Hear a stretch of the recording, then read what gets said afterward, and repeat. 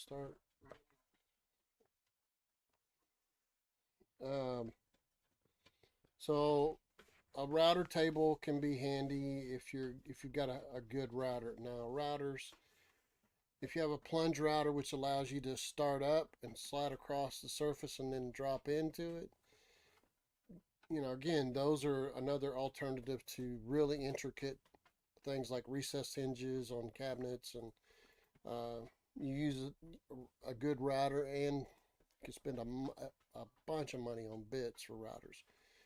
Um, Again, those things don't lend themselves usually uh, for going out on the job on a. I mean, you can, but generally that's set up at your home or at your business, and you cut everything up and then you take it out and fasten it all together, or you put it together to take and put inside the house. But a router and a router table around the house can, man, let you shape things. And then there's a shaper. Again, it has to do with making certain types of angles on wood and a lot of different bits with that. It's a very, very handy tool. I mean, a guy can spend a lot of money on just these tools.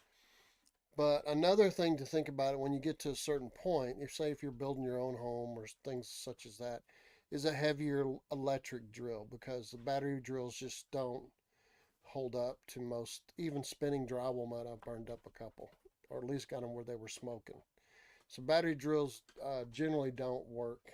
So you end up needing a heavy drill. Mind you, it's going to need a handle, because the reason you need that heavy drill is because it really is torquing hard. So it will throw you around. If you ain't got nothing to hold on to, it can hurt you. Put a bruise or two on you. And I personally like having a hammer drill. That's sort of a contractor thing, but also if you're drilling into concrete, you can put an anchor or tap cons, which are screws that are made to go into concrete, and you can get a lot accomplished with a big drill, particularly a big hammer drill. So you might consider something like that if you're going to go to another level, as a larger drill. Um, and I also always carry an electric screw gun. So that is a drywall gun by most people's standards. It's a gun that you would carry, whenever you're going to do a whole lot of uh, putting screws in, say in drywall, or putting plywood somewhere and you're using screws. Electric gun it's a different experience than a drywall gun's a different experience than an impact gun. The impact gun makes you look better than you are. An electric gun is faster. It's just the way it is. A drywall gun can help you set that screw so it doesn't go too deep, like pull all the way through drywall, or be too far down for plywood that you're screwing down. So, you know, a good drywall gun would be good to have also. Um, if you're going to be cutting a lot of big 2x6s and or 4x4s and so on, and you're doing it out there on your project, a big worm drive handsaw is another one. Those are particularly handy for cutting heavy materials, and but you need to make sure that you're able to handle uh, that big of a saw, and if it's comfortable for you. It takes a little bit to get used to, but for that matter, it'll cut wood very well, and it will make. Whereas a smaller saws that I even carry now, which I have two worm saws, it's such a bigger motor. It does not, as a rule, bog down. So it's really cutting and not slowing down. And say you're doing a long rip on a odds angle, uh, that worm saw can certainly make a big difference. There are a number of like there's people that have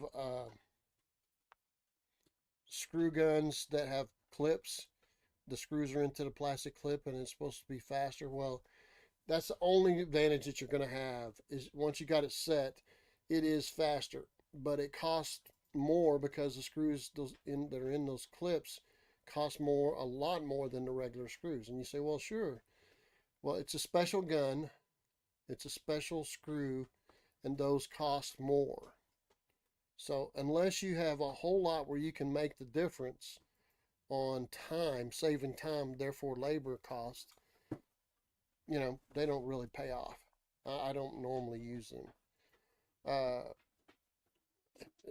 although powder actuated tools where you shoot a pin into concrete or steel, Hilti has a clip, and that can be somewhat faster. The Hilti powder actuated tools are heavier, bulkier, and harder to get in tight places because of it. And they're higher cost than some. Ramset's one I'm most comfortable with. It's fairly simple to take apart and put back together. And you just need to know the different. That's not something that every homeowner has in his collection, but they are very, very handy. Which is the Ramset, which uses a 22 caliber blank with different power to shoot different lengths or into hardened steel, a pin. So those are exceptionally well done, very handy for you to have if you're on a project way out in the woods, or where you're not going to want to rent it. You can spend a little bit of money, really not that much, but a good insulated screwdriver set. When I say good, you don't have to get Ideal or Greenlee, but there are some really good ones out there.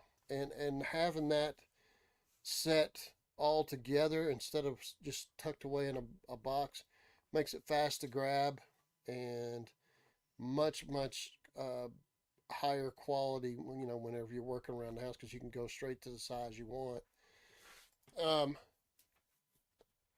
So an insulated screwdriver set is most certainly one of the advanced tools you'd want to have around.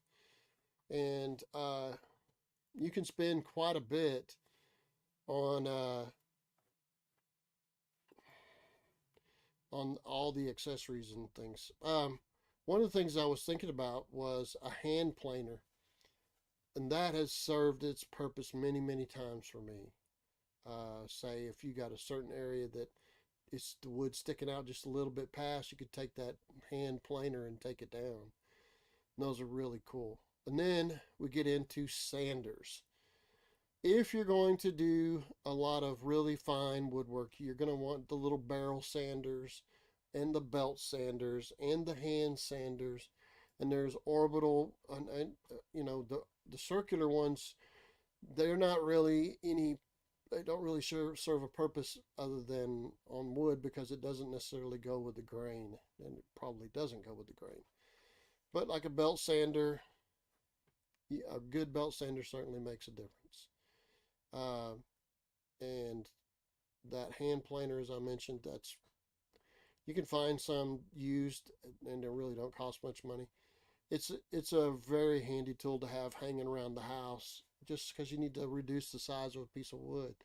Now you can do that with a hand planer, but also with the regular planer. You just have to set it all up to do what you're going to change the size of something. And then there's a lot of different kinds of shovels.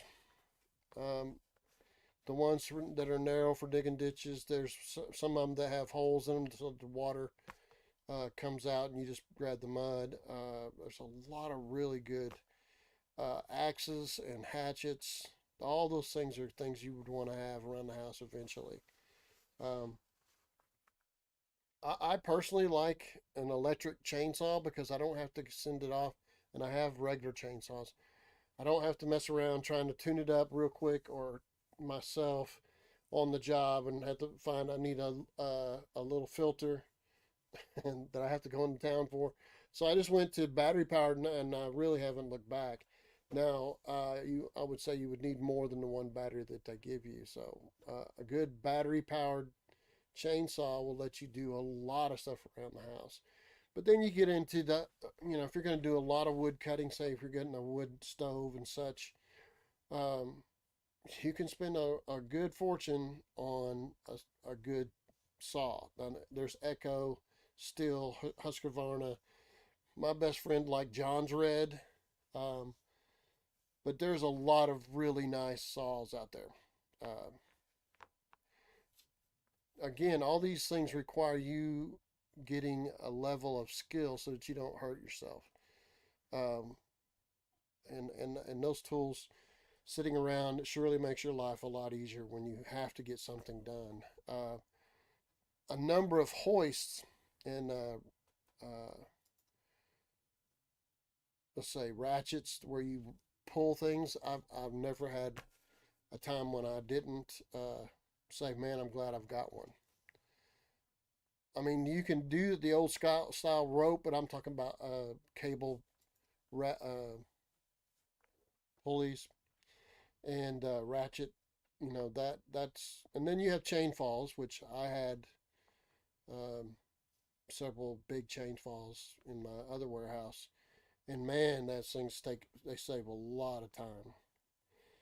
The Another thing that you would use quite a bit of is portable lighting. Really nice portable lighting makes a big difference also.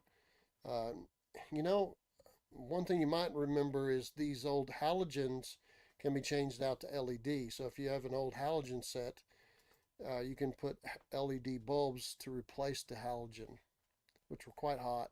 And you touch them with your oil on your hand, they would end up breaking because the heat and the oil don't work. But really good lighting, pinpoint lighting, you can really do yourself a favor with good lighting, portable lighting. Um, Eye protection, the shield is really nice because it doesn't fog up quite as easy, and it protects your whole face.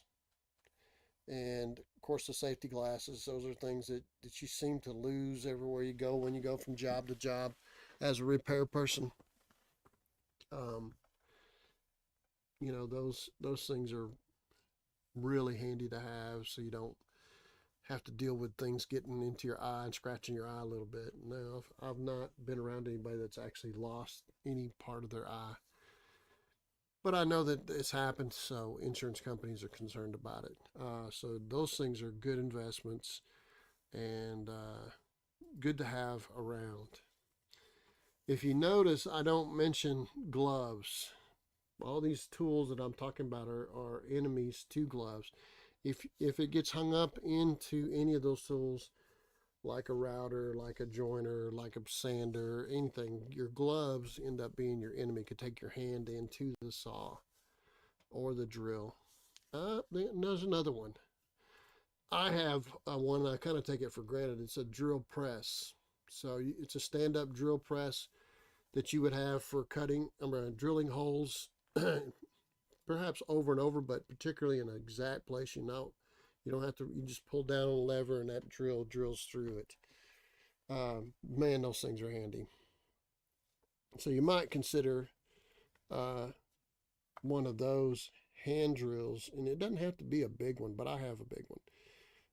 Another one is a grinder, which has a brush on one side. Necessarily, you can change it in different grinder. Electric grinder on a stand, lets you sharpen your chisels and so on and so on. Maybe bring down a piece of metal just a little bit so it'll fit where you want it to. Um, those things are exceptionally uh, good to have. Uh, I have I have plastic welder. You know, it's kind of neat, but you need to spend time messing with that. Another one is if you're remodeling an older house and taking down wallpaper, they make a wallpaper steamer. That's really cool to have around because you can take down the old wallpaper and go back at it with texture or whatever it is you want to do. Um, And that, that's one of those things that sit around, but when you need it, it surely is worth a little bit of money that they want for it. Another one is a bandsaw, both a straight up stand bandsaw, which allows you to cut scroll work, and the scroll saw, it's for cutting really minute cuts into wood. I was doing some scroll work around Victorian style homes, and so you can spend some time on a bandsaw and or a scroll saw.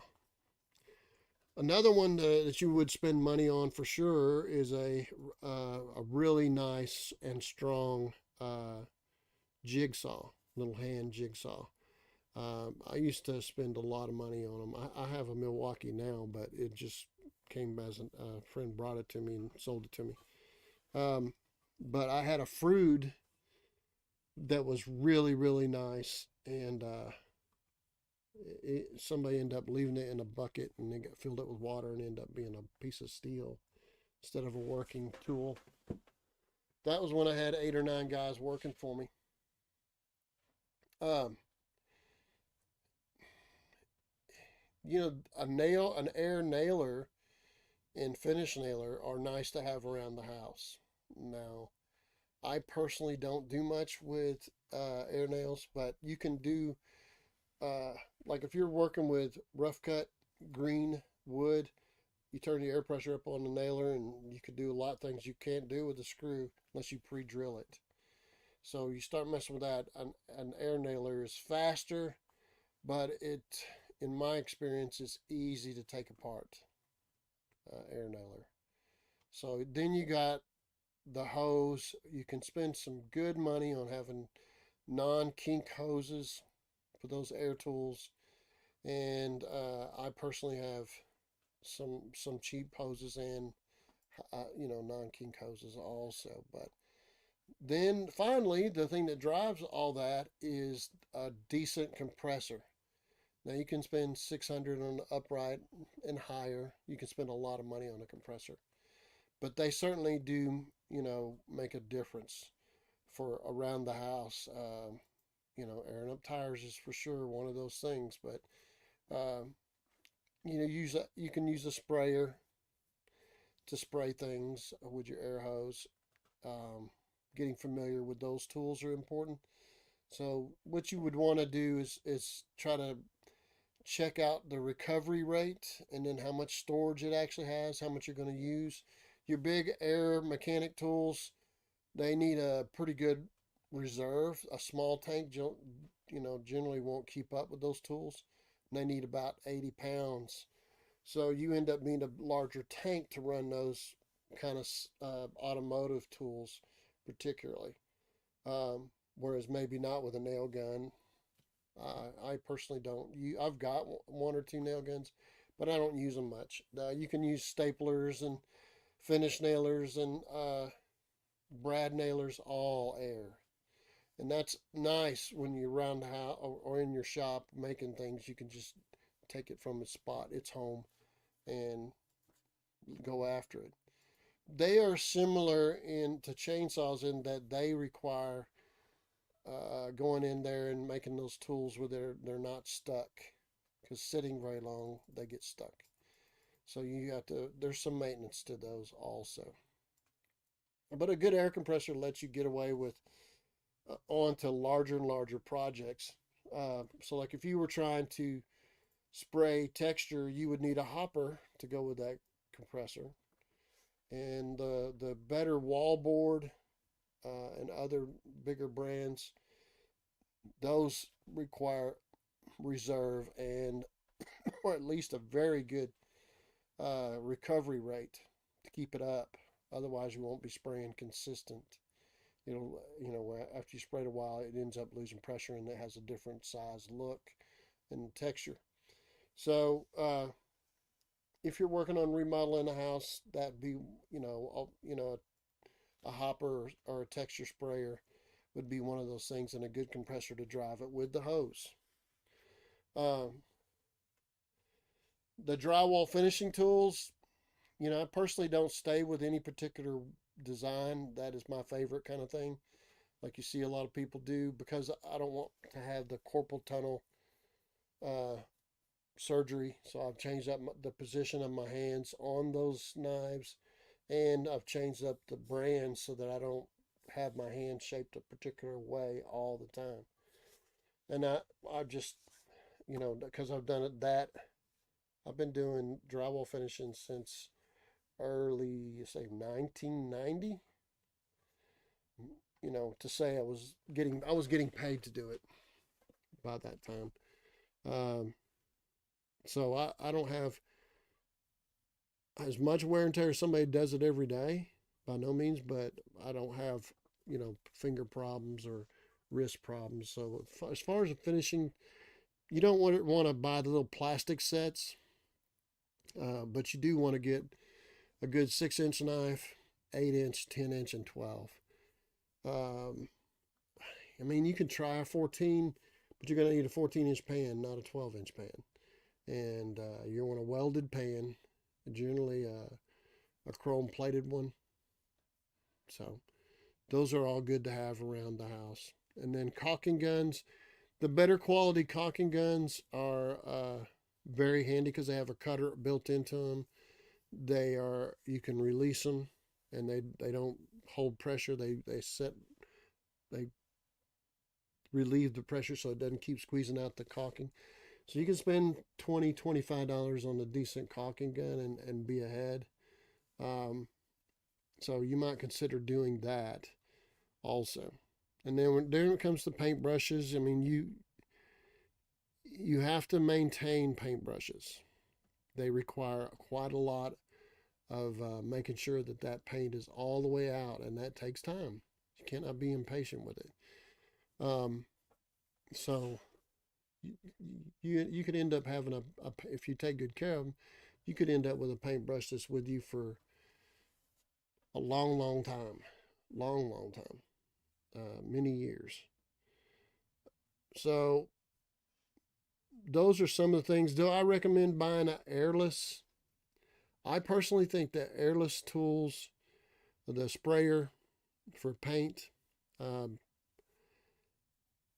they have more liability for, unless you just do it all the time. Even somebody that does it all the time, a wind gusts up and blows the overspray and goes onto vehicles and people's uh, houses on the roofs. I've seen paint on top of the shingles many times, and nobody else notices it, but I do. But it's a major liability in the name of speed. But I mean, and again, it requires quite a lot of maintenance. When you shut down, you got to clean it all out. You got to get all those seals where they stay not dried out. There's quite a lot of money into that. If you're going to do a large projects, you could go to that.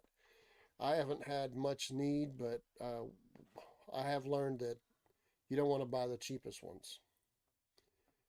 Uh, I mean, I don't use them as much, but I still have hand saws uh, for different shapes, and I wish I had a big place to spread all these tools out for that kind of thing, but they're pretty handy. And then a regular electric grinder is good to have around because it allows you to cut through steel and to see things through, whereas a battery powered one would run down real quick. Same with a really good battery powered sawzall. They just don't last as long. So a good electric one is where you need to be next, and a good high quality electric one. Um, doesn't have to be a Milwaukee, but something that's got a strong motor, and the thickness of the motor is going to make the difference. Um, and the blades you would have for that. Another one is a very good oscillating saw. Uh, you can They make some really good ones, and I would say electric comes in handy whenever you're doing like using it for scraping, and you can use it for sanding in tight areas because they have a corner sponge that you can clamp onto it and put sandpaper on it, and you get into real tight areas that you can't otherwise easily. So an electric uh, oscillating saw would be good to have around the house also. And then there's that really handy drill bit set that most guys want. And then you have uh, a battery powered, saw. I mean, a drill is not going to use that many different things before it runs out. So what I'm going to say is you need to have a set for hammer drill. You need to have a set for wood, a paddle bit set, uh, hole saw set. And you can spend. I have a lot of money tied up in hole saws, and the different arbors that they connect those blades to, and the that center drill bit is called I forgot what it's called, but anyway, that those things are always going to be sitting around in a shop that's been used by somebody very skilled. They're going to have those tools usually in a set so they can put it back in the set and so on. Electric shears, if you're cutting much metal, say metal roofing or so on, the electric shears sure make a big difference. So you might consider electric shears as something to have around, because when you need them, boy, they sure make a difference. And there's a lot of different other metal cutters. You got one that has 3 wheels. You have a nibbler, but the electric shears are probably one of the most convenient ones to carry with you to go cut the length on a piece of metal for a metal roof, or using it for siding or skirting on mobile home. So those things are all very, very handy to have around. And I don't have as much roll around tools because I end up going upstairs and in attics and things like that, and the wheels just ain't doing me no good there. Um, so I mean, but around the house, around your shop area, something with wheels that allow you to carry more of your tools with you, so you don't have to carry that much in the way of pouches. It'd be a good idea to get something in the way of moving around those tools, particularly if you put them all together, say all your electrical tools or all your plumbing tools. So if you're going to do a lot of plumbing, a bandsaw is really, really handy. And that is a hand bandsaw that is made for cutting pipe. Uh, Man, it certainly has made a difference whenever you get above 2 inch pipe. Even with 2 inch pipe, if you got it ready to go, you can sure cut a lot. And a sawzall is really unpredictable. And below an inch and a half, you can start using hand cutters for the PVC. But a bandsaw cuts metal tubing like EMT, so on and so on. So they make small battery powered ones. I haven't had a chance to use them much because I have a couple of electric ones. That'd be something to have around if you're going to do much plumbing or cutting pipe or such as that. Uh,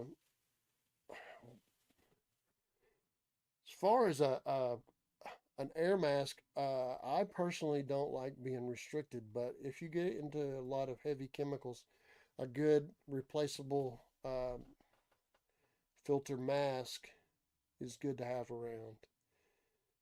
But when you start getting that strong of a smell, make sure you're not fixing to have an explosion, because if open flame is around that, usually it means that it's flammable. Not always. It's certainly not good for you. Um,